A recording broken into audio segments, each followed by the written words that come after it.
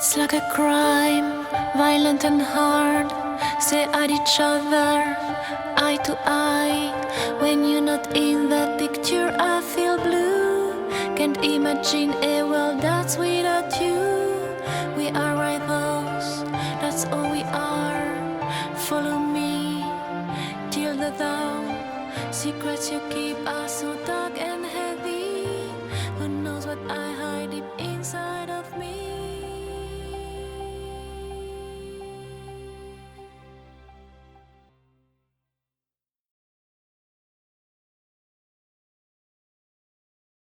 Présentation des compétences professionnelles de base du référentiel de formation CLEA. La formation CLEA comporte 108 domaines de compétences professionnelles qui sont eux-mêmes répartis en 7 grands sous-domaines ou, si vous préférez, groupes de compétences. Ce référentiel CLEA, ainsi que ses critères et indicateurs d'acquisition de compétences, est téléchargeable sur Internet. Nous allons aborder rapidement l'ensemble de ces 7 domaines de compétences professionnelles de la formation CLEA. Le tout premier domaine de compétences s'intitule « Communiquer en français ».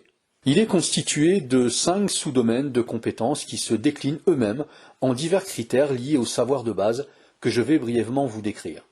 Écouter et comprendre, il s'agit ici de la capacité à retenir les informations essentielles d'une consigne de travail, d'un document ou d'un échange quelconque, et de savoir poser les questions adéquates pour améliorer la compréhension de ce qui est dit et de ce qui est présenté.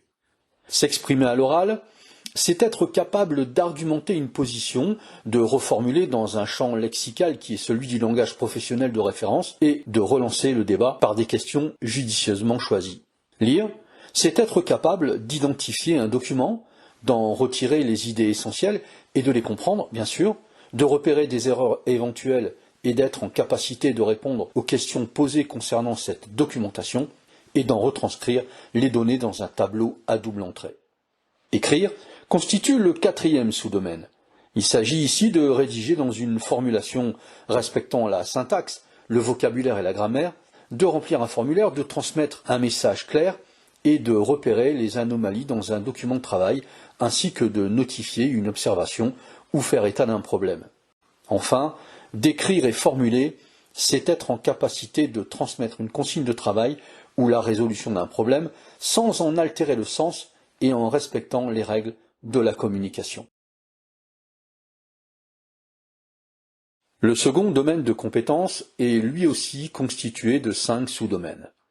Se repérer dans l'univers des nombres, c'est être capable de réaliser manuellement les 4 opérations de base que sont l'addition, la soustraction, la multiplication et la division.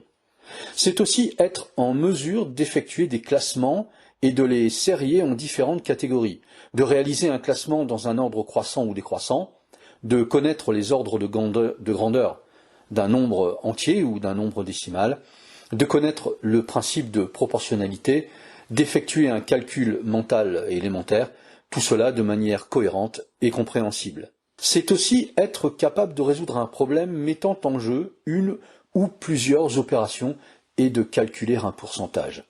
De connaître les différentes unités de mesure, de calcul de durée et de quantité, de savoir lire un planning, un schéma ou un diagramme, et de calculer un périmètre, une surface et un volume.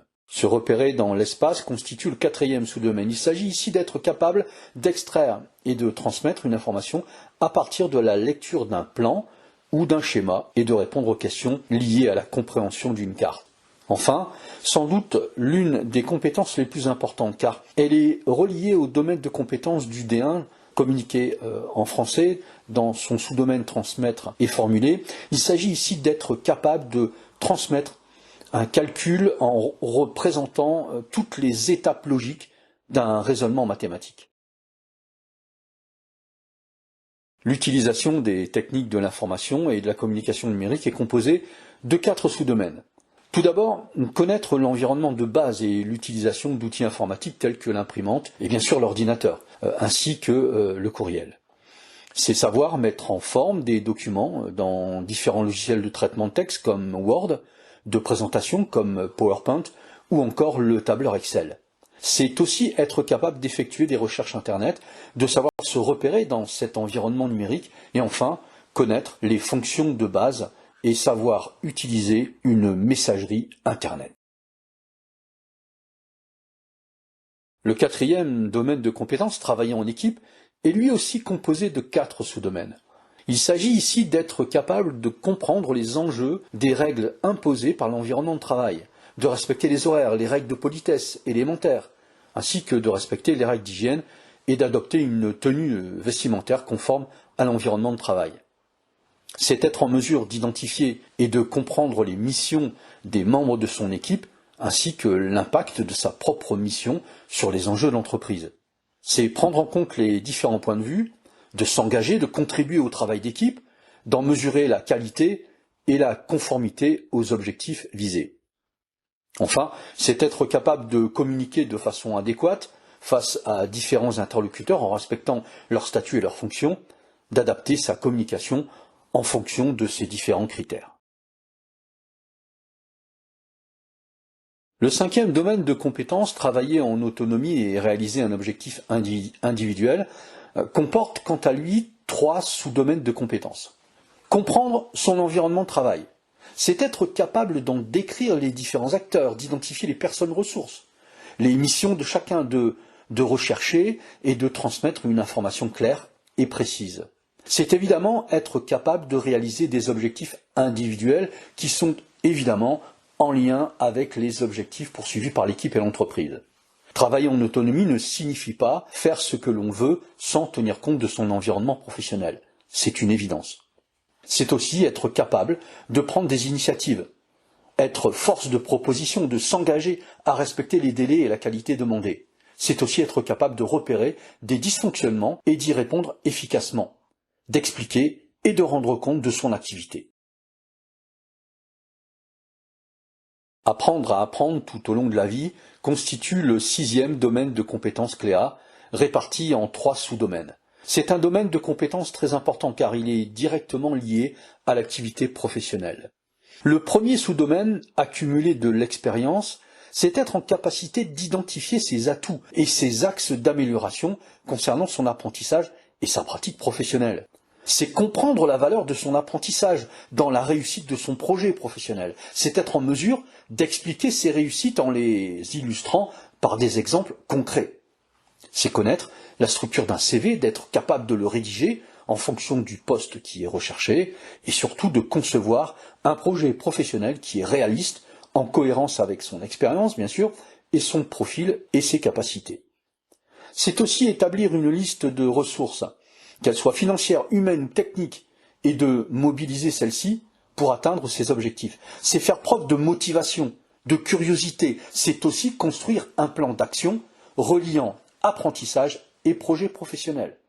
C'est donc, et c'est très important, être en capacité de relier son apprentissage à sa pratique professionnelle, de passer de la théorie à la pratique en illustrant concrètement les éléments de savoir qui ont fait l'objet d'une acquisition.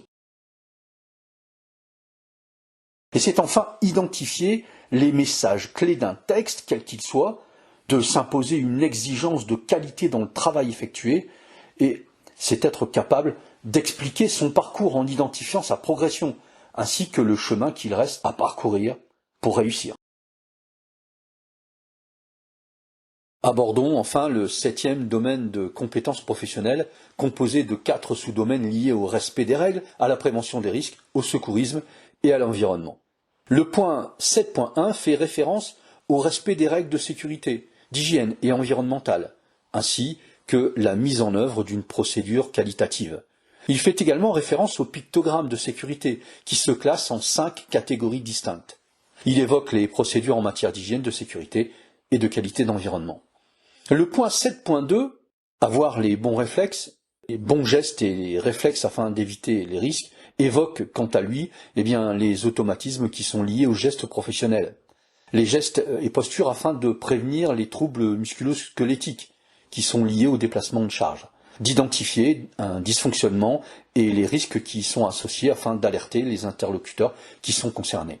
Le point 7.3, connaître les principaux gestes de premier secours, concerne la maîtrise des gestes de secours d'urgence.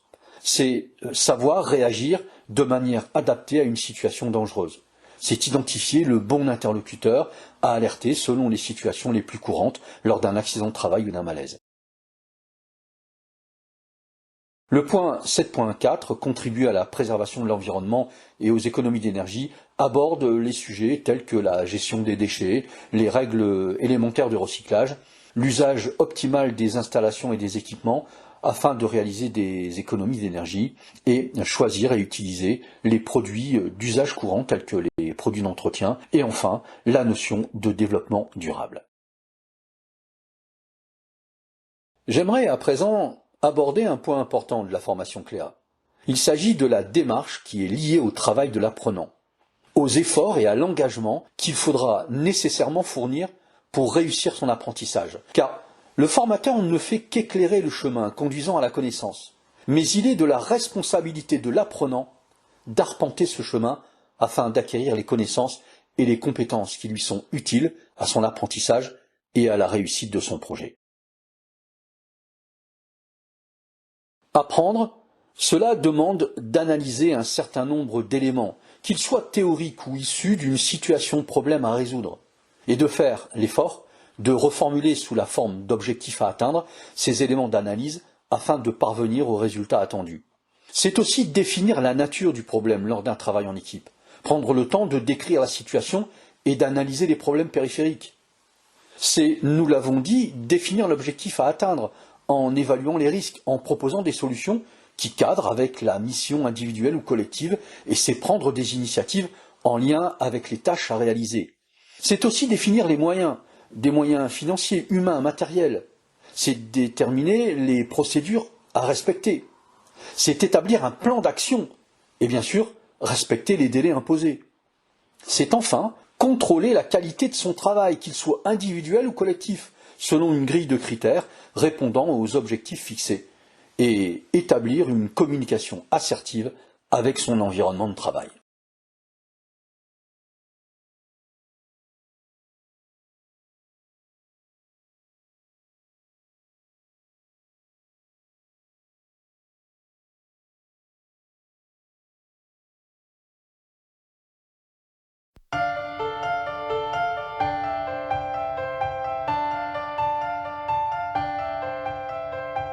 It's like a crime, violent and hard. Stare at each other, eye to eye. When you're not in that picture, I feel blue. Can't imagine a world that's without you. We are rivals, that's all we are. Follow me till the dawn. Secrets you keep are so dark and